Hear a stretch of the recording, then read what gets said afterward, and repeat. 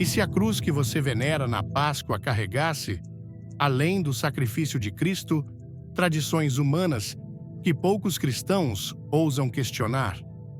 Você já parou para pensar que talvez aquilo que você sempre acreditou não seja exatamente como te contaram? Que por trás de uma das celebrações mais sagradas do cristianismo, a Semana Santa, pode haver raízes que não nasceram da cruz, mas sim de alianças humanas, interesses políticos e tradições misturadas? Muitos vivem uma fé herdada, mas nunca questionada, repetem gestos, palavras e rituais sem saber o que realmente estão celebrando. Mas, quando a luz da palavra de Deus brilha sobre as sombras da religião, a verdade liberta, o coração desperta e o Espírito Santo começa a fazer algo novo. Hoje, nesta mensagem, vamos mergulhar juntos nessa verdade oculta, não para condenar tradições, mas para resgatar a essência do Evangelho que transforma.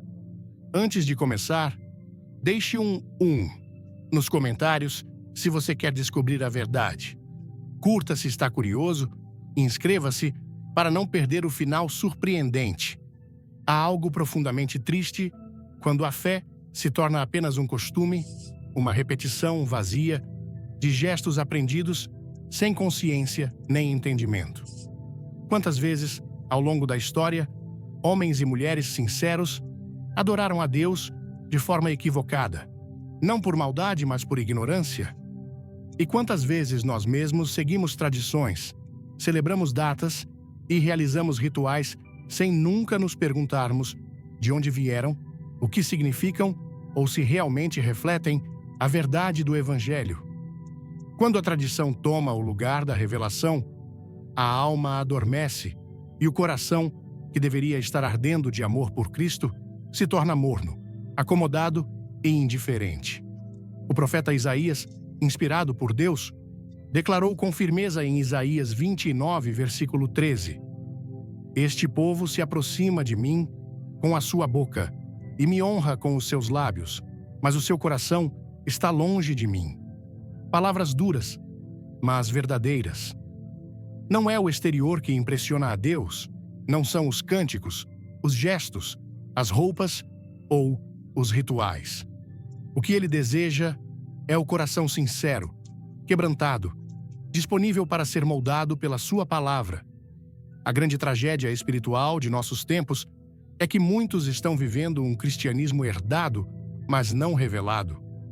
Receberam práticas, símbolos, doutrinas, mas nunca se ajoelharam diante da verdade para perguntar: Senhor, isso vem de ti? A Semana Santa, como a conhecemos hoje, está cheia de símbolos, cerimônias e costumes que emocionam, que comovem, que enchem igrejas e ruas. Mas quantos realmente conhecem a origem dessas práticas?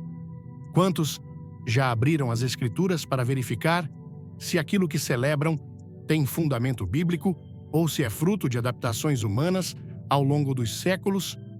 É doloroso admitir, mas precisamos encarar.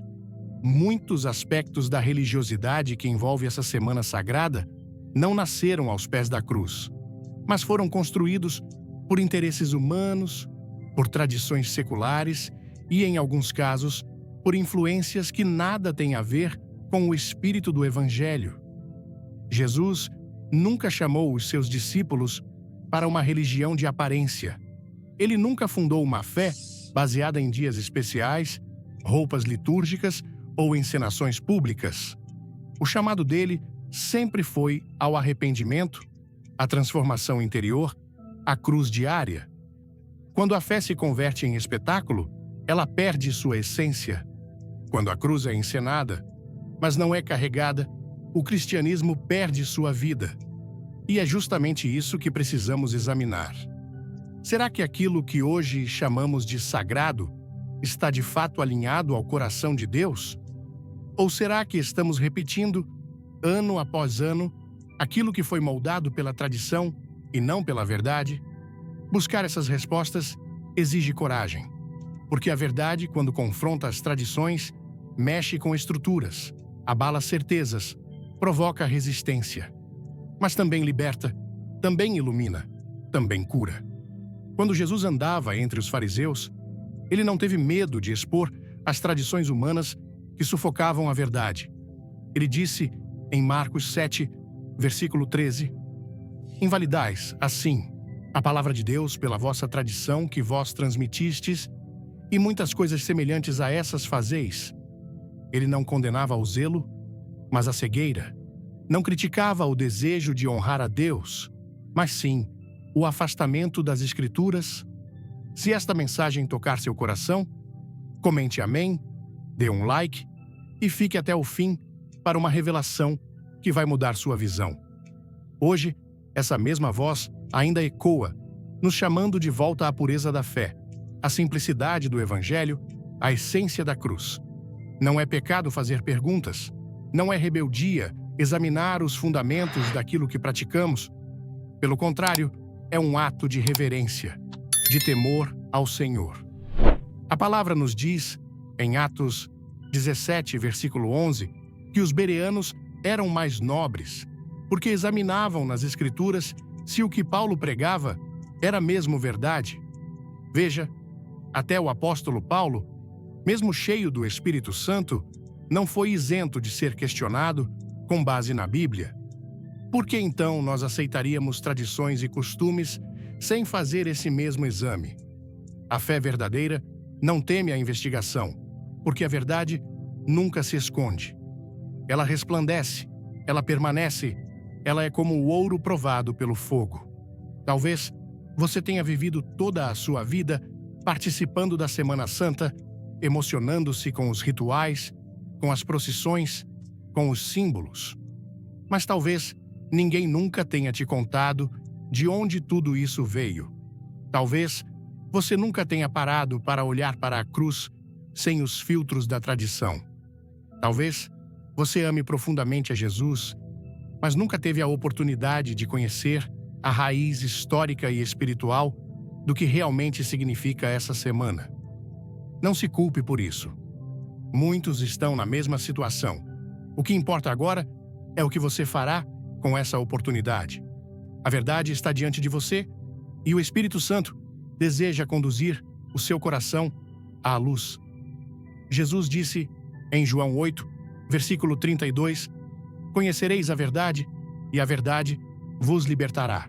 Esse versículo não é apenas uma frase bonita para ser citada. É uma promessa de libertação para todos os que se atrevem a buscar a verdade com humildade. Libertação de enganos, de tradições vazias, de rituais que não produzem vida. A verdade do Evangelho não precisa de adornos, ela não depende de cores, de datas, de celebrações humanas.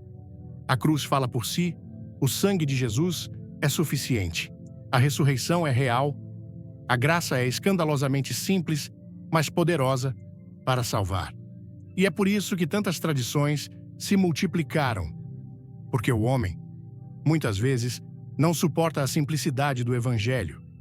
Não estamos aqui para criticar ou humilhar ninguém.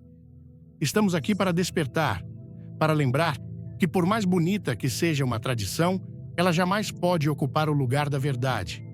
A cruz não é cenário, é sacrifício. O túmulo vazio não é uma lenda dramatizada, é o sinal de que a morte foi vencida. E o Cristo ressurreto não é um símbolo, é uma realidade viva que transforma vidas todos os dias e que volta em glória. Quer saber mais? Comente 2, inscreva-se no canal e não saia antes do final. Tem uma surpresa esperando por você. Seguir a verdade pode nos custar o conforto das multidões, o aplauso das tradições e a segurança do que sempre foi feito. Mas vale a pena, porque aquele que ama a verdade caminha com Cristo e não com as opiniões. Escolhe a cruz e não os palcos. Decide seguir a voz do Espírito, ainda que ela vá contra a corrente. E é por esse caminho estreito que começamos hoje, não pela condenação, mas pela revelação, porque há uma libertação que só acontece quando deixamos o que é humano e abraçamos de todo o coração aquilo que é divino. houve um momento decisivo na história do cristianismo em que aquilo que era puro, perseguido e cheio da presença de Deus começou a se misturar com estruturas humanas, políticas e interesses de impérios. Quando Roma tocou o que era sagrado, o Evangelho deixou de ser apenas a mensagem dos apóstolos simples, cheios do Espírito Santo, e passou a ser lentamente revestido por uma nova roupagem, mais palaciana do que celestial. O nome de Cristo ainda era proclamado, mas a essência do discipulado começou a ser diluída. O que era chamado de fé, agora também era chamado de sistema. O que era chamado de adoração passou a incluir cerimônias moldadas por conveniências e não por revelação. O nome de Constantino ocupa um lugar central nesse ponto da caminhada.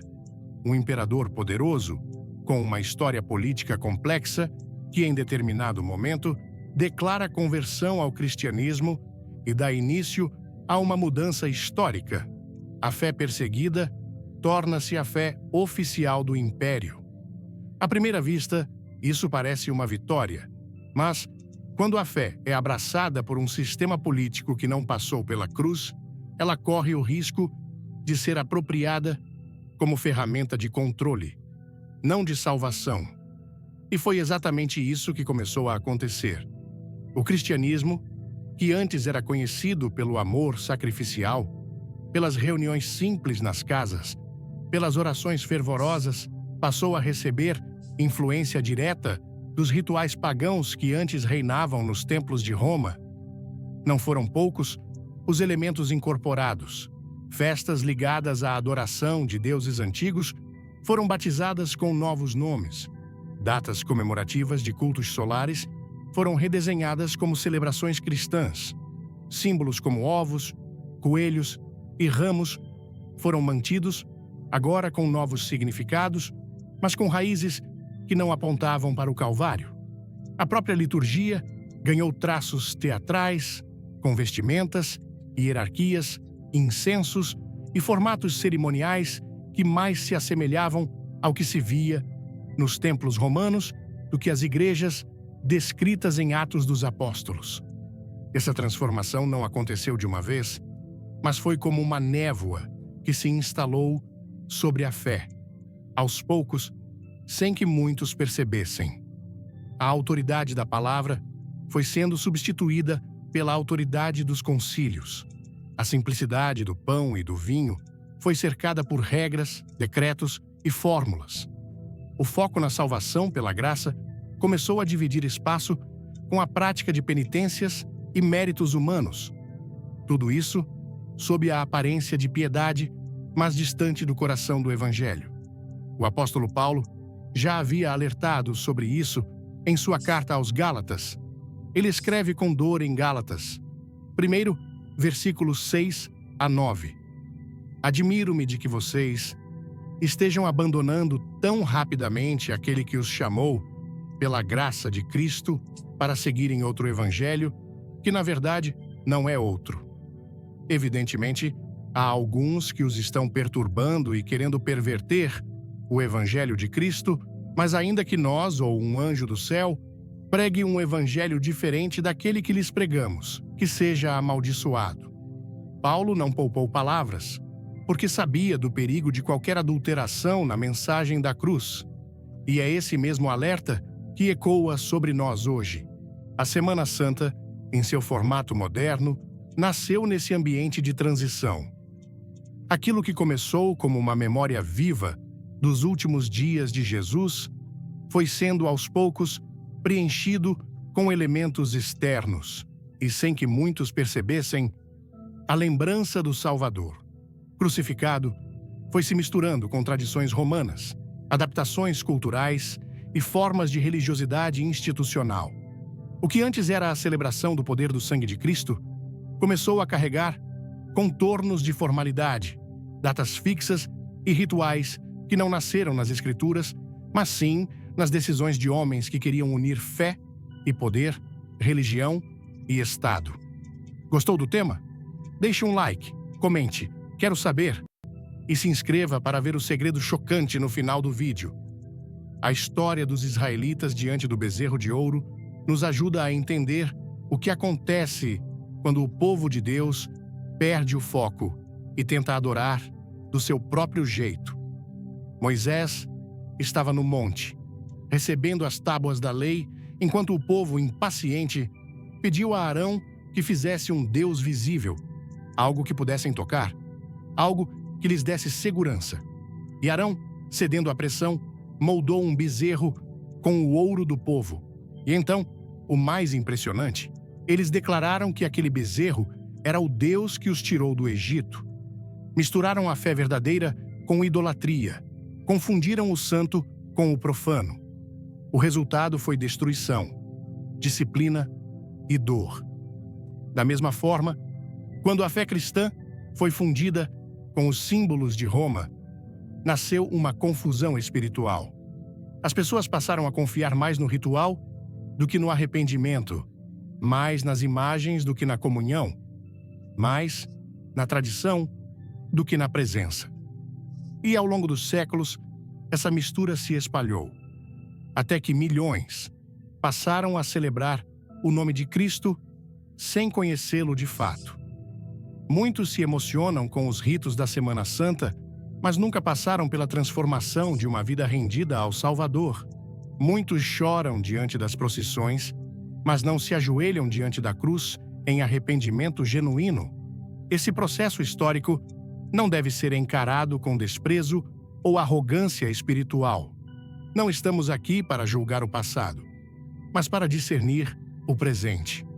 A pergunta que precisamos fazer é: a nossa fé está enraizada na verdade da palavra de Deus ou está apoiada em tradições que herdamos sem questionar? Estamos seguindo o Cristo vivo ou participando de celebrações que, embora com aparência de piedade, nos afastam da essência do Evangelho? Há um chamado urgente para voltarmos ao fundamento, e esse fundamento não é um sistema, não é uma cerimônia, não é uma agenda religiosa. O fundamento é Cristo crucificado e ressurreto. É Ele quem nos chama de volta à verdade. E toda vez que tentamos adaptar o Evangelho ao gosto do mundo, perdemos sua potência. Toda vez que permitimos que o sistema determine a forma de adoração, colocamos Roma de novo no altar que pertence exclusivamente ao Senhor. A boa notícia é que Deus ainda fala, ainda restaura, ainda purifica, e Ele está chamando seu povo a discernir. A palavra de Deus é lâmpada que expõe o que foi escondido, a espada que separa o que é carne do que é espírito. E quando deixamos que essa palavra nos conduza, mesmo que isso nos tire da zona de conforto, descobrimos o que é caminhar com Cristo, não com tradições humanas, porque há uma liberdade que só pode ser encontrada quando renunciamos ao controle dos homens para sermos guiados pela voz do Espírito. E é nesse caminho que seguimos adiante. Há algo profundamente sagrado no sofrimento de Cristo, algo que nenhuma linguagem humana consegue descrever por completo. Não há dramaturgia que capture a profundidade daquela dor, não há encenação que reproduza o peso do pecado do mundo lançado sobre os ombros de um homem justo. Não há ato humano que consiga traduzir o momento em que o Filho de Deus grita: Deus meu, por que me desamparaste? E, no entanto, ao longo do tempo, muitos começaram a transformar esse momento único da história em um espetáculo, em uma apresentação cuidadosamente ensaiada, onde o foco já não é mais a redenção da alma, mas a comoção da plateia. Não foi por acaso que a cruz de Cristo se tornou o centro do Evangelho. Ali está o ponto de intersecção entre o juízo de Deus e a sua misericórdia. Ali, o preço foi pago. Ali, o véu se rasgou. Ali, a salvação se tornou possível para todos os que crerem. Mas quando esse altar é convertido em cena, quando o sofrimento do Salvador é usado apenas para provocar lágrimas emocionais e não lágrimas de arrependimento, algo é perdido. Algo sagrado é profanado. a dor que deveria nos levar à transformação passa a ser consumida como espetáculo. A cruz que deveria nos confrontar começa a nos entreter. Nos primeiros séculos, os cristãos não precisavam de representações dramáticas para entender a paixão de Cristo. Muitos deles estavam sendo mortos nas arenas, crucificados, queimados vivos. Eles conheciam o preço da cruz porque carregavam diariamente os seus próprios madeiros. Mas à medida que a igreja foi se institucionalizando e o evangelho se distanciando do seu poder original, começou-se a sentir a necessidade de tornar visível aquilo que havia se tornado distante do coração. Assim, surgiram os autos da paixão, as dramatizações, os rituais com personagens e cenários, as encenações públicas da Via Crucis, elementos que, em sua intenção, poderiam ser pedagógicos, mas que muitas vezes substituíram o quebrantamento pela atuação. Antes de tudo, comente 3, se ama a verdade, curta o vídeo e fique até o fim para um momento que vai te impactar. É preciso discernimento espiritual para entender o que está em jogo. Não se trata de criticar cada representação artística, mas de avaliar se o coração do que é feito ainda pulsa pelo verdadeiro Cristo. A cruz não é uma peça de teatro, é o lugar da agonia do Salvador. E quando ela é retratada sem temor, sem reverência, sem verdade, ela se torna vazia, uma sombra, sem substância.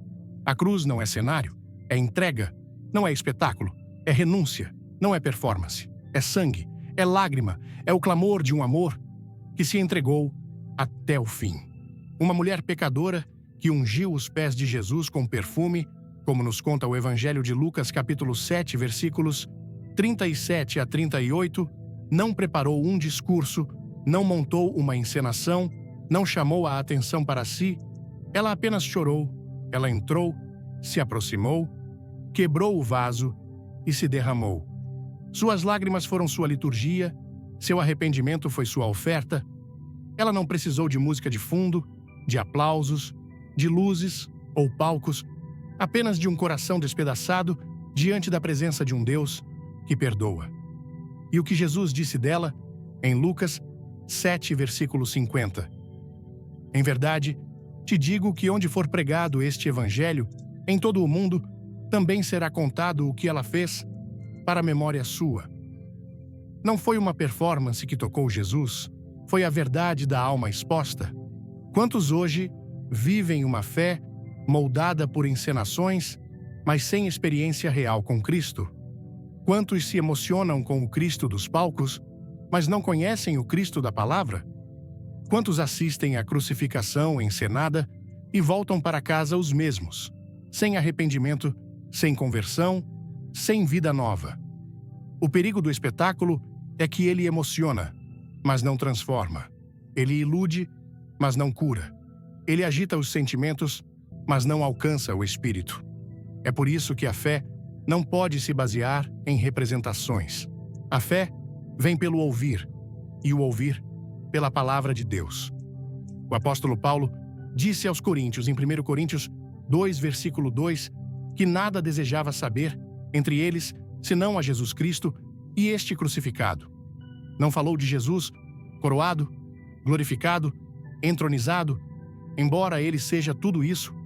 Paulo insistiu, crucificado. Porque é ali, na cruz, que o coração humano é confrontado.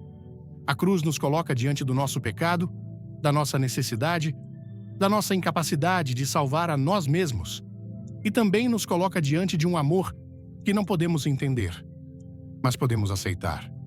Um amor que se dá, mesmo quando não somos dignos. Um amor que morre para nos dar vida. Quando transformamos a cruz em espetáculo, começamos a nos acostumar com ela. E aquilo que deveria nos quebrar já não nos toca. Aquilo que deveria nos levar ao chão já não nos move. A cruz se torna familiar demais. E esse é o maior risco de todos: perder o temor diante do que é sagrado. Porque quando perdemos o temor, perdemos a profundidade. E quando a fé se torna rasa, o pecado volta a dominar. O Evangelho nunca foi feito para ser encenado, foi feito para ser vivido, para ser crido, para ser obedecido. A cruz não pede espectadores, pede discípulos. É tempo de voltarmos a olhar para a cruz como ela é, sem adereços, sem filtros, sem representações que suavizam a dor e escondem o sangue. A cruz é dura, é feia aos olhos humanos, é repulsiva para o orgulho, mas é o lugar onde Deus se fez homem, onde o inocente morreu pelo culpado, onde o Salvador foi rejeitado para que os rejeitados fossem aceitos. E esse é o escândalo da graça. Não pode ser encenado, só pode ser vivido, só pode ser recebido com o coração nu diante de Deus. Talvez a razão de tantos corações estarem frios hoje seja essa. Substituímos o arrependimento por comoção, trocamos a verdade pelo efeito, abandonamos a intimidade com Deus e nos contentamos com a aparência de religiosidade. Mas ainda é tempo de voltar. Ainda é tempo de rasgar o coração, como diz o profeta Joel em Joel 2, versículo 13. E não apenas as vestes. Ainda é tempo de cair aos pés de Jesus, como aquela mulher, e dizer: eu não vim ensaiar, eu vim me entregar. E essa entrega é o que torna a cruz viva em nós. Quando deixamos de assistir e começamos a participar, quando deixamos de aplaudir e começamos a nos render, porque no fim, a cruz não foi feita para ser assistida de longe, foi feita para ser carregada. Foi feita para nos lembrar que não há espetáculo no Evangelho. Há sangue, há amor, há redenção. E tudo isso clama por uma resposta que vem de dentro, do mais íntimo da alma. E é esse clamor que o Espírito Santo continua fazendo ecoar, mesmo hoje. Quando o coração realmente deseja a verdade, ele não se satisfaz com rituais, nem com tradições herdadas ou práticas repetidas mecanicamente. Ele busca luz, busca direção, busca a voz do Espírito falando por meio das Escrituras, e é exatamente isso que se torna tão necessário quando falamos da Semana Santa, um retorno sincero à Palavra de Deus. Porque muitos celebram, muitos se emocionam, muitos participam, mas poucos param para perguntar: onde está tudo isso na Bíblia?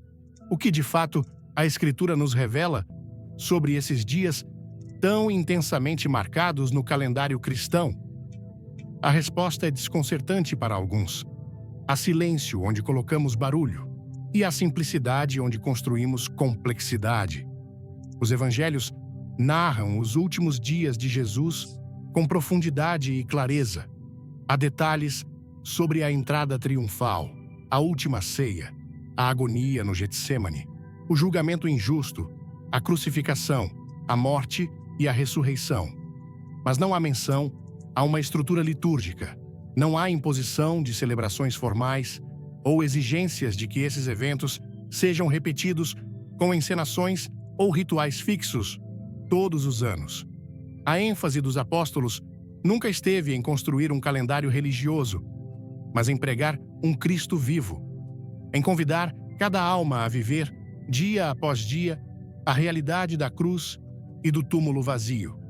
Ao observarmos o Novo Testamento, percebemos que a celebração mais direta, instituída por Jesus, foi a ceia, não como um ritual isolado, mas como um lembrete constante do sacrifício. Fazei isto em memória de mim, disse ele em Lucas 22, versículo 19. Mas até mesmo a ceia foi deixada em uma forma livre, sem uma data específica, sem uma ordem teatralizada, sem um modelo que transformasse o memorial em um espetáculo. E ainda assim, construímos estruturas ao redor de tudo aquilo que deveria ser espontâneo, íntimo, vivido com o coração, e não apenas com o corpo presente. Essa distância entre o que está escrito e o que praticamos é o que torna necessário um olhar mais cuidadoso, não como quem quer destruir o que existe, mas como quem deseja resgatar o que é verdadeiro. Não se trata de rejeitar tudo o que foi desenvolvido ao longo da história, mas de reconhecer que quando damos mais atenção ao formato do que ao fundamento, desviamos o olhar do essencial. A cruz e a ressurreição nunca foram eventos para serem domesticados por um calendário. Foram manifestações eternas do amor de Deus, cujo impacto se renova a cada manhã na vida do crente que caminha com Cristo. Os discípulos no caminho de Emaús nos oferecem um retrato comovente dessa realidade. Eles estavam ali, andando lado a lado com o próprio Jesus ressurreto e ainda assim não o reconheciam. Tinham visto tudo, sabiam das promessas, tinham ouvido falar que ele havia ressuscitado, mas seus olhos estavam fechados, não fisicamente, mas espiritualmente. Eles falavam sobre os fatos, mas não tinham revelação. E é exatamente isso que acontece quando reduzimos a vida cristã a uma série de ritos. Falamos sobre Jesus, mas não o reconhecemos. Contamos sua história, mas não sentimos sua presença. Citamos sua vitória, mas não vivemos a transformação que ela proporciona. Foi apenas quando Jesus abriu as Escrituras para eles e depois partiu o pão que seus olhos se abriram. E o que disseram? Por acaso, não ardia o nosso coração enquanto ele nos falava pelo caminho e nos expunha as Escrituras? Lucas 24, versículo 32. O coração que arde não é o que assiste à encenação. É o que ouve a palavra com fé. É o que se rende à verdade, mesmo quando ela confronta. É o que percebe que Jesus não quer ser lembrado uma vez por ano, mas seguido todos os dias. A fragilidade da fé ritualizada é que ela cria uma sensação de dever cumprido sem mudança de vida. Participar da Semana Santa, ir às procissões, assistir a encenações, jejuar por obrigação, nada disso tem valor se o coração permanece o mesmo, se a vida não é transformada pela graça. O verdadeiro poder da ressurreição não se manifesta em eventos, mas em frutos. E os frutos não brotam de cerimônias, mas de intimidade com Cristo. Por isso, Paulo não escreveu aos Coríntios falando sobre festas religiosas, mas sobre viver em novidade de vida. Porque quem foi ressuscitado com Cristo não vive mais para si mesmo. Vive para aquele que morreu e ressuscitou por ele. O silêncio das Escrituras sobre muitos dos elementos da Semana Santa, que hoje são considerados essenciais, deveria nos despertar para essa verdade. Quanto mais precisamos adicionar para sentirmos algo, mais distante estamos da verdadeira essência. Porque a presença de Deus não precisa de adereços. O Espírito Santo não precisa de cenário. A palavra não precisa de ajuda humana para cumprir seu propósito. Ela é viva, eficaz, penetrante. Ela transforma o coração, ela revela o Salvador. Não é pecado ter tradições, mas é perigoso quando elas substituem a verdade, quando o rito ganha mais valor que a palavra, quando a emoção substitui o arrependimento, quando o evento toma o lugar do encontro. Por isso, precisamos ouvir o Espírito e perguntar o que ele deseja de nós. Um retorno à cruz, uma vida rendida, uma fé que não depende do calendário, mas da obediência, uma adoração que não espera a Semana Santa, mas que vive cada dia como uma celebração do Cristo vivo. A força da ressurreição não está em uma data marcada, mas em uma vida transformada. Não está no coral que canta, nem na peça que representa. Está no perdão liberado, no pecado abandonado, na paz restaurada. Está no lar que muda, na boca que ora, nos olhos que choram de arrependimento.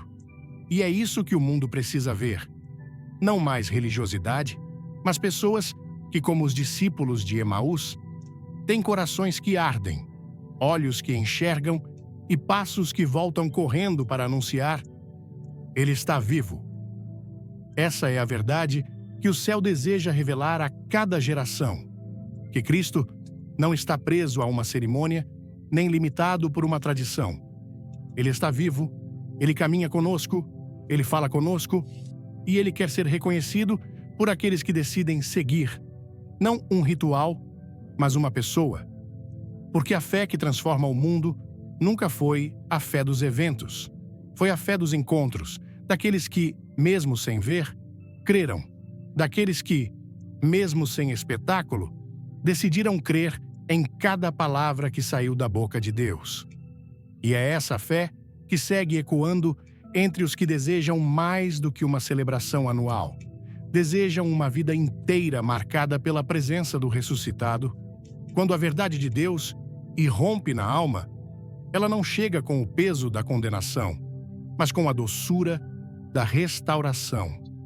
Ela não vem para humilhar, mas para curar.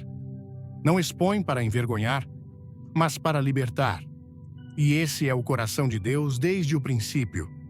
Conduzir o seu povo à luz, não para destruir o que foi feito, mas para purificar o que foi corrompido, para renovar o que foi esquecido, para reacender o que o tempo e os sistemas apagaram. A verdade não é um fardo, é um presente. E quando ela volta à luz, o Espírito Santo começa a operar uma obra profunda e amorosa de transformação. É natural que, ao confrontar tradições e perceber que muitos dos costumes que abraçamos não têm fundamento nas Escrituras, o coração sinta um aperto, uma dor, até mesmo um certo desconforto. É como quem descobre que construiu uma parte da casa sobre areia, quando pensava que era rocha. Mas esse sentimento não precisa nos aprisionar, porque Deus não revela para punir. Ele revela para restaurar.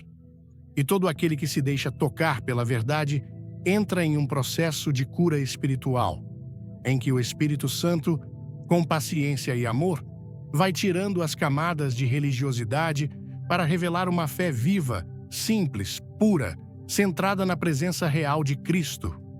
A palavra nos conduz ao exemplo poderoso registrado em Neemias, capítulo 8. O povo de Israel havia passado anos distante da lei, envolvido em exílios, distrações e costumes estrangeiros. Mas quando Esdras começou a ler a palavra diante da congregação, algo aconteceu. Os corações foram tocados, os olhos se encheram de lágrimas e o povo chorou. Não porque estavam sendo acusados, mas porque perceberam quanto tempo haviam vivido sem direção. Choraram por perceber o quanto tinham se afastado. Mas Neemias se levantou e declarou com autoridade em Neemias 8, versículo 10. Não vos entristeçais, porque a alegria do Senhor é a vossa força. É esse equilíbrio que precisamos recuperar. A verdade que confronta, mas também consola. A luz que expõe, mas também aquece. O arrependimento que não paralisa, mas nos impulsiona para uma nova vida. A revelação de Deus não é um fim, é um recomeço. E quando permitimos que a luz de Cristo ilumine nossos passos, começamos a trilhar um caminho de liberdade, onde a fé deixa de ser uma obrigação ritual e passa a ser um relacionamento vivo, íntimo, verdadeiro. Deus não está interessado em destruir as tradições que nasceram de um coração sincero, mas Ele deseja libertar seus filhos daquelas práticas que se tornaram muros entre o homem e Ele, muros erguidos pela repetição vazia, pelo medo de errar, pelo peso da aparência, pela pressão social, muros que foram se levantando entre o altar e o coração, e quando o Espírito Santo sopra, ele não derruba esses muros com fúria, mas com graça. Ele vai minando, com paciência, as estruturas que não têm fundamento na palavra, para reconstruir algo mais puro, mais íntimo, mais verdadeiro. A restauração não começa fora, mas dentro.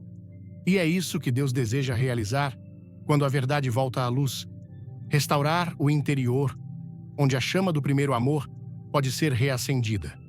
Onde a oração deixa de ser repetição e volta a ser encontro. Onde a adoração deixa de ser performance e volta a ser rendição.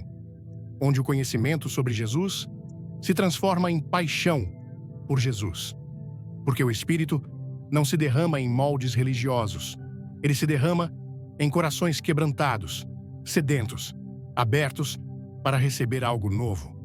É por isso que não há espaço para culpa ou vergonha quando a luz de Deus revela caminhos distorcidos. Porque o Deus que mostra é o mesmo que estende a mão. O Deus que denuncia o erro é o mesmo que levanta o caído.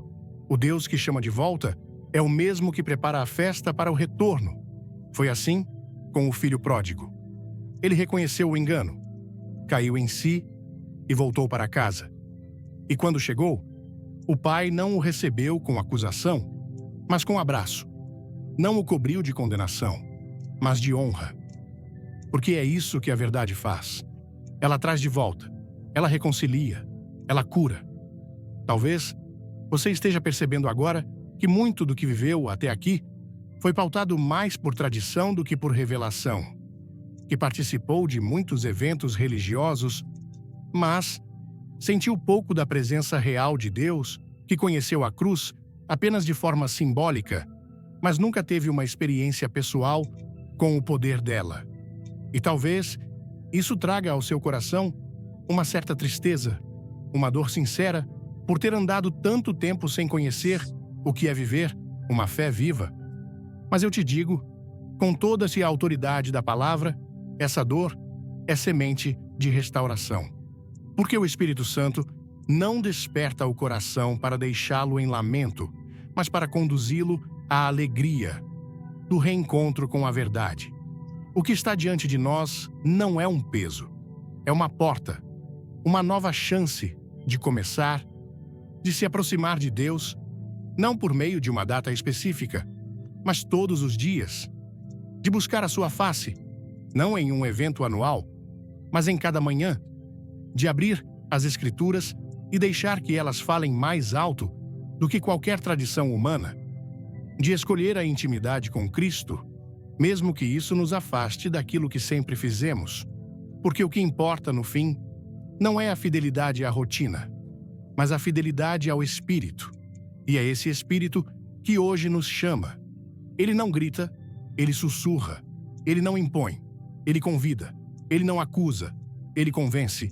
E quando a verdade volta à luz, quando o véu é rasgado, quando o coração se rende, algo novo começa. Não é um novo evento, é uma nova vida. Não é uma nova tradição, é uma nova caminhada. E nesse caminho, cada passo é guiado. Não por aquilo que os homens disseram, mas pelo que Deus revelou. Esse é o movimento de cura que o céu deseja realizar. Um retorno à essência, uma restauração que não apaga a história, mas a ressignifica, que não anula o passado, mas transforma o presente. Porque tudo o que Deus revela, Ele também redime. Tudo o que Ele toca, Ele restaura. Tudo o que Ele quebra é para reconstruir com mais glória. E tudo o que Ele chama à luz é para que não haja mais sombra entre nós e o seu amor. Essa é a promessa. Essa é a graça. Essa é a força que nos sustenta, a alegria do Senhor. Porque quando a verdade volta à luz, o Espírito restaura e a vida nunca mais é a mesma. A fé cristã não se sustenta sobre eventos isolados no tempo, nem sobre a lembrança de um passado distante. O que nos move, o que nos transforma, o que nos enche de esperança é a certeza de que Cristo vive, não apenas como uma figura reverenciada, mas como uma presença real em nós. E essa é a maior celebração da fé. Não o marco de uma data no calendário, mas a manifestação diária de uma vida rendida, transformada e conduzida pelo Espírito do Deus vivo. Não há alegria maior do que viver em comunhão com aquele que venceu a morte. Não há libertação mais poderosa do que ser alcançado pela graça daquele que ressuscitou. Paulo escreveu aos Romanos algo que atravessa gerações e continua nos despertando para a essência da fé em Romanos 6, versículo 4. Assim como Cristo foi ressuscitado dos mortos pela glória do Pai, assim também andemos nós em novidade de vida. Ele não diz que devemos apenas crer que Cristo ressuscitou, mas que devemos viver essa ressurreição. Não basta conhecer o fato, é preciso experimentar o fruto.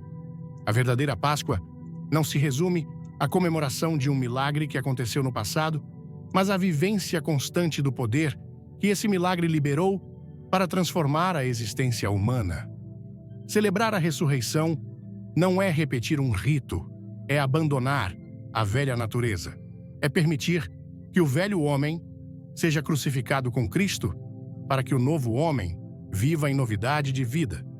É trocar o orgulho pela humildade, é renunciar ao pecado, não por obrigação, mas por amor. É perdoar quem nos feriu, porque entendemos que fomos perdoados primeiro. É olhar para as marcas da nossa própria dor e ver nelas o sinal de que fomos tocados por aquele que venceu a cruz. Foi isso que Tomé experimentou. Ele havia caminhado com Jesus, ouvira as suas palavras, presenciara milagres, mas quando a notícia da ressurreição chegou, Tomé não conseguiu crer de imediato.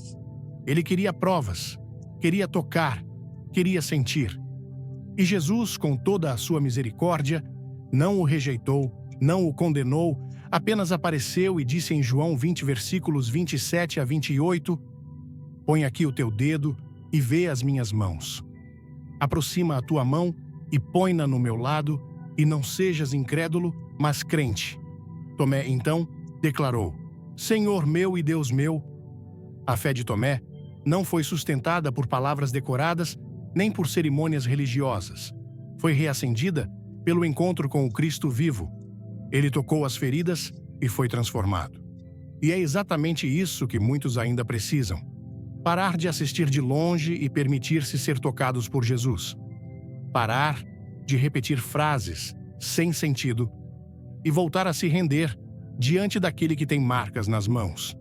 O Evangelho não é feito para ser teorizado, é feito para ser vivido, sentido, encarnado na alma e no cotidiano. Cristo não morreu para nos dar uma religião. Ele morreu para nos dar vida, e vida em abundância. É por isso que a maior celebração da fé cristã não acontece nos altares enfeitados, nem nos cantos harmoniosos, nem nas encenações bem montadas. Ela acontece no íntimo do coração, que decide seguir Jesus de verdade, no silêncio do quarto onde alguém se ajoelha em arrependimento, no momento em que o orgulho se desfaz e a lágrima do quebrantamento escorre, em que um pecador reconhece que precisa de um Salvador e se entrega. É ali que a ressurreição se manifesta. É ali que a festa do céu começa. Porque onde há rendição, há presença. E onde há presença, a ressurreição vive. Com Cristo é mais do que admirar o que Ele fez. É permitir que Ele faça de novo, agora, em nós. É entender que a cruz não foi o fim, mas o portal para uma nova criação, que o túmulo vazio não é apenas um símbolo de vitória, mas o selo de uma promessa eterna. E Jesus disse, em Mateus 28, versículo 20, «Eis que estou convosco todos os dias». Ele não está distante. Ele está aqui. Ele não está preso à memória. Ele vive em nós. Essa é a verdade que muda tudo. Essa é a realidade que sustenta o cristão, mesmo quando tudo parece ruir. Não é uma fé baseada em eventos, mas em presença contínua. Não é uma devoção marcada por datas, mas por transformação interior. Essa transformação não acontece de fora para dentro, não depende de um ambiente específico, de uma ocasião religiosa, de uma formalidade. Ela começa no coração que decide abrir mão do controle, no espírito que reconhece sua falência e clama por socorro, no pecador que, como Tomé, tem coragem de dizer: eu preciso ver, eu preciso tocar. E então, Cristo se revela, não necessariamente com aparições físicas, mas com toques espirituais, com consolações profundas, com certezas que nenhuma dúvida pode apagar. Essa é a realidade de um Cristo vivo. Ele fala quando todos se calam. Ele se manifesta quando a religião falha. Ele permanece quando tudo se desfaz. E aqueles que o recebem não andam mais como antes.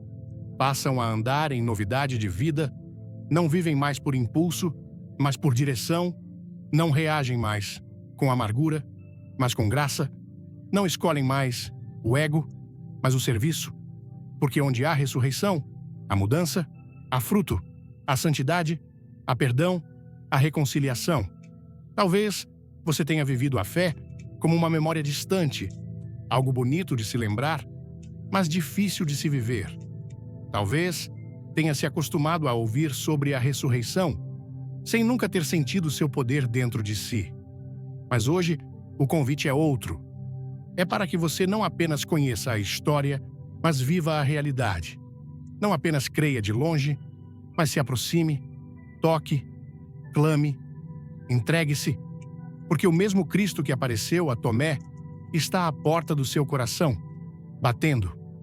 Ele não quer que você celebre apenas um fato, ele quer que você experimente a vida. E essa vida não depende de perfeição, mas de entrega. Não exige que você saiba tudo, mas que deseje conhecê-lo. Não requer que você limpe tudo antes de se apresentar, mas que você tenha coragem de se apresentar para ser limpo. Porque Ele é o Deus das novas oportunidades, o Deus dos recomeços, o Deus da vida que não termina na cruz, mas que ressurge, poderosa, eterna, dentro de cada um que se rende ao seu amor. Essa é a nossa celebração. Não um evento religioso, não um dia marcado, mas uma vida inteira em resposta ao milagre da ressurreição. Cristo vive, e porque Ele vive, nós podemos viver também, não mais como éramos, mas como aqueles que foram alcançados, tocados, transformados, como aqueles que agora andam em novidade de vida. Há um chamado ecoando do céu para cada alma que ainda caminha entre rituais e vazio, entre tradições e ausência de transformação. Esse chamado não é um convite para apenas mudar comportamentos exteriores, nem para seguir datas religiosas com mais zelo, mas sim para um retorno radical ao verdadeiro sentido da fé. O sangue do Cordeiro, derramado para libertar o homem da escravidão do pecado, para resgatar da morte, para conduzir do Egito espiritual à terra prometida da graça. A verdadeira Páscoa não se resume à recordação de um evento histórico, mas à experiência viva de redenção pessoal, de uma vida marcada não por símbolos religiosos, mas pelo selo do Espírito Santo. A primeira Páscoa foi celebrada em uma noite de juízo e libertação. O povo de Israel, escravizado por séculos no Egito, foi instruído por Deus, através de Moisés, a tomar um cordeiro sem defeito, sacrificá-lo e, com seu sangue, marcar os umbrais das portas de suas casas. E o Senhor disse em Êxodo 12, versículo 13: Quando eu vir o sangue, passarei por vós. Naquela noite, não importava o status social, nem o conhecimento, nem os anos de sofrimento. O que importava era se o sangue estava sobre a casa. E onde havia sangue, havia livramento. Onde havia sangue, havia proteção. Onde havia sangue, havia uma promessa. Vocês sairão da escravidão. Esse é o poder da verdadeira Páscoa, o sangue que liberta. E hoje, não mais o sangue de um cordeiro animal, mas o sangue do Cordeiro de Deus, imaculado, puro, perfeito. Jesus Cristo. Ele é o cumprimento profético daquilo que foi feito naquela noite no Egito. Ele é o Cordeiro que não apenas cobre o pecado, mas o remove, que não apenas nos livra de uma praga passageira, mas da condenação eterna, que não apenas aponta o caminho da liberdade, mas se torna Ele mesmo o caminho, a verdade e a vida. E hoje, Ele clama aos corações em Josué 24, versículo 15: Escolhei hoje a quem servireis. Há muitos que têm celebrado a Páscoa com beleza, com rituais, com costumes e tradições que impressionam os olhos, mas não tocam a alma. Muitos que se emocionam, mas não se arrependem. que se comovem com a história, mas não se convertem ao autor dela. E é por isso que esta mensagem precisa ser um clamor, um alerta amoroso, um grito de misericórdia. Não há vida fora do sangue do Cordeiro, não há salvação sem cruz, não há liberdade sem rendição. A Páscoa verdadeira não é lembrada com ovos e enfeites, mas com o coração prostrado diante do Cristo que venceu a morte para dar vida. O Evangelho é simples, mas profundo, e sua simplicidade é justamente o que o torna tão poderoso. Eis o Cordeiro de Deus que tira o pecado do mundo, declarou João Batista quando viu Jesus se aproximar, em João, 1 versículo 29. Não disse que ele explicava os pecados, nem que justificava os pecados. Disse que ele os tirava, porque esse é o chamado da graça. Não tolerar o pecado, mas eliminá-lo. Não acostumar-se a ele, mas crucificá-lo com Cristo e viver uma nova vida, lavada pelo sangue que ainda hoje fala, ainda hoje salva, ainda hoje transforma. Não há tradição que substitua essa experiência. Não há calendário religioso que consiga carregar o peso da salvação. Não há liturgia que valha mais do que um coração arrependido. É o sangue que muda tudo. O sangue que clama por misericórdia. O sangue que cobre o que o inimigo tenta expor. O sangue que sela na aliança eterna. E a pergunta diante de nós não é se celebramos bem a Semana Santa. A pergunta é: o sangue do Cordeiro está sobre o umbral do nosso coração? Muitos conhecem Jesus de nome, mas não conhecem o poder do seu sangue. Muitos sabem das histórias, mas nunca se renderam ao Senhor da história. E hoje, o Espírito Santo está chamando aqueles que têm ouvidos para ouvir, não para mais uma cerimônia, mas para uma decisão. Não para mais uma recordação, mas para uma entrega. Porque a cruz não foi um enfeite, ela foi um altar. E quem olha para ela com fé, com humildade, com verdade, encontra ali o início de uma nova vida. É preciso coragem para deixar as tradições que nos confortam e nos esconder na cruz que nos transforma. É preciso humildade para reconhecer que fomos religiosos, mas não íntimos, que sabíamos as canções, mas não conhecíamos o Cordeiro, que participamos das celebrações, mas nunca deixamos o sangue nos tocar. Mas quando essa verdade nos alcança, o céu se abre. Quando a gente para de fugir da luz, a graça nos cobre. E quando escolhemos servir ao Senhor, não com os lábios, mas com a vida, então a Páscoa acontece, não uma vez por ano, mas todos os dias. Esse é o chamado. Deixar o que é vazio, deixar o que é aparência, deixar o que não tem poder de transformar e voltar para o centro da fé, voltar para o Cordeiro, voltar para o altar, voltar para o sangue, voltar para a cruz. Porque não é o evento que salva, é o Evangelho. Não é a tradição que liberta, é a verdade. Não é a emoção que transforma, é o Espírito. Que hoje, ao ouvir essa palavra, seu coração seja rasgado, como o véu do templo, não por culpa, mas por rendição, que você diga, como Josué disse em Josué 24, versículo 15: Eu e a minha casa serviremos ao Senhor. Que você diga, como Tomé, em João 20, versículo 28, Senhor meu e Deus meu. Que você diga, como João Batista, em João 1, versículo 29, Eis o Cordeiro.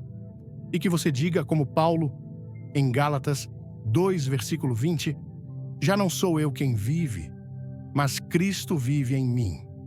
Porque no fim, é isso que importa. Não como celebramos, mas como vivemos. Não o quanto sabemos, mas o quanto nos rendemos.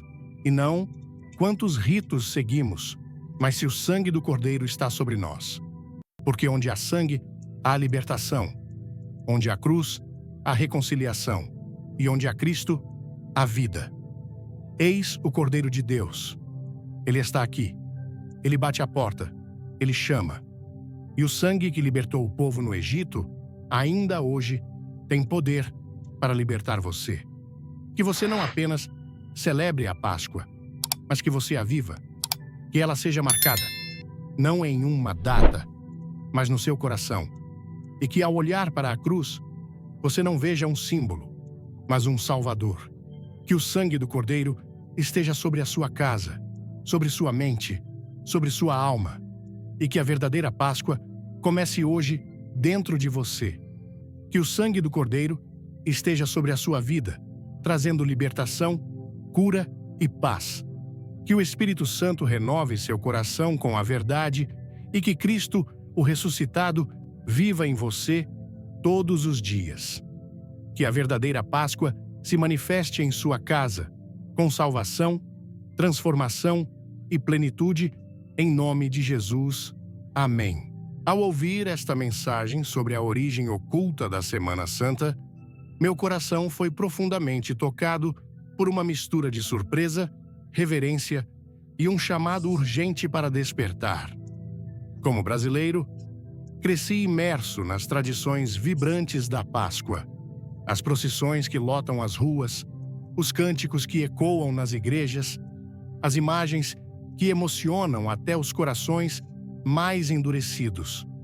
Mas pela primeira vez, percebi que por trás de tanta beleza, há uma história que nem sempre reflete a simplicidade do evangelho pregado por Jesus. Essa revelação não trouxe culpa, mas um desejo ardente de buscar a verdade, de olhar para a cruz sem os filtros da tradição e de viver uma fé que não se limita a datas ou rituais, mas que pulsa em cada dia da minha vida. O que mais me marcou foi a ideia de que a fé herdada, tão comum em nossa cultura brasileira, pode ser bela, mas também perigosa se não for questionada. No Brasil, onde a religiosidade é parte da nossa identidade, muitas vezes repetimos gestos e palavras sem entender seu significado. Eu mesmo já participei de celebrações da Semana Santa com lágrimas nos olhos, mas sem nunca perguntar: Senhor, isso é o que tu desejas de mim? A mensagem me confrontou com a verdade de Isaías 29, versículo 13, onde Deus alerta que ele não se impressiona com lábios que o honram se o coração está distante. Essa palavra foi como uma luz que expôs minha própria superficialidade espiritual, mas também como um convite amoroso para me aproximar do Cristo vivo, não do Cristo encenado. Outra lição poderosa que tirei é que a cruz não é um espetáculo para ser assistido, mas um sacrifício para ser vivido. No Brasil, amamos as dramatizações da Via Crucis, as encenações que nos fazem chorar. Mas a mensagem me fez perceber que lágrimas emocionais, sem arrependimento genuíno, não transformam. A cruz de Jesus não é uma peça de teatro, é um chamado para morrer, para o ego, para carregar nossa própria cruz diariamente, para renunciar ao pecado e escolher a santidade. Isso me fez refletir sobre como, muitas vezes, me contentei com a emoção passageira de um culto ou procissão, sem permitir que a verdade do Evangelho moldasse minhas atitudes, minhas palavras, meu caráter. A história de Constantino e a influência de Roma no cristianismo também me abalou. Como brasileiro, sei o quanto nossa fé foi moldada por séculos de história, mas nunca tinha parado para pensar que muitas práticas que consideramos sagradas podem ter raízes em interesses políticos ou tradições pagãs. Isso não me fez rejeitar tudo o que aprendi, mas me inspirou a buscar a palavra de Deus como minha única bússola. A exemplo dos bereanos, em Atos 17, versículo 11, quero examinar tudo à luz das Escrituras, com humildade e coragem, para não cair na armadilha de uma fé que parece piedosa, mas que se afastou da essência. A mensagem também reacendeu em mim a importância da intimidade com Deus. No Brasil, onde a comunidade é tão forte, às vezes confundimos participação religiosa com relacionamento pessoal com Cristo.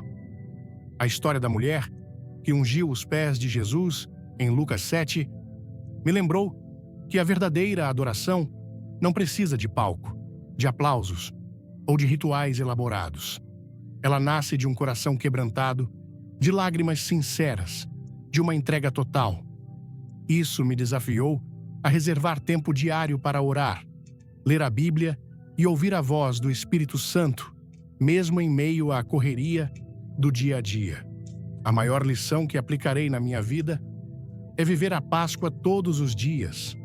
A verdadeira Páscoa, como João Batista declarou em João 1, versículo 29, é o Cordeiro de Deus que tira o pecado do mundo. Não é uma data marcada no calendário, mas uma transformação contínua. Um processo de deixar o sangue de Jesus cobrir minha casa, minha mente, minha alma. No contexto brasileiro, onde a Páscoa muitas vezes é celebrada com ovos de chocolate e festas, quero que minha vida reflita o poder do túmulo vazio, mostrando frutos de amor, perdão e santidade.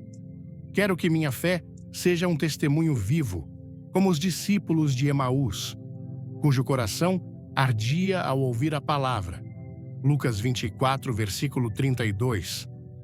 Praticamente decidi tomar 3 atitudes. Primeiro, vou estudar a Bíblia com mais profundidade, começando pelos Evangelhos, para entender quem Jesus realmente é, sem os adornos da tradição. Segundo, vou buscar uma vida de oração mais consistente, não apenas em momentos de crise, mas como um hábito diário, pedindo ao Espírito Santo que me revele a verdade. Terceiro, vou compartilhar essa mensagem com minha família e amigos, não para condenar suas práticas, mas para convidá-los a buscar a essência do Evangelho. No Brasil, onde a fé é tão compartilhada, acredito que essas conversas podem despertar corações para uma vida mais autêntica com Cristo. Essa mensagem não é apenas uma crítica às tradições. É um convite para voltarmos ao primeiro amor, para redescobrirmos a graça escandalosa da cruz, para vivermos uma fé que não se apaga quando a Semana Santa termina. É um chamado para sermos discípulos, não espectadores, para carregarmos a cruz, não apenas a admirarmos, para permitirmos que o sangue do Cordeiro nos lave, nos cure, nos liberte. E, acima de tudo, é uma promessa. Quando buscamos a verdade com humildade, como Jesus prometeu em João 8, versículo 32, ela nos liberta. Que essa liberdade nos acompanhe todos os dias, transformando nossas vidas, nossas casas, nossa nação. Se esta mensagem tocou seu coração, deixe um amém nos comentários. Curta o vídeo e compartilhe com alguém que precisa ouvir essa verdade. Inscreva-se no canal e ative o sininho para não perder nenhuma revelação que pode transformar sua fé. Fique até o fim, porque temos uma surpresa especial esperando por você. Vamos juntos buscar a essência do Evangelho e viver a verdadeira Páscoa todos os dias.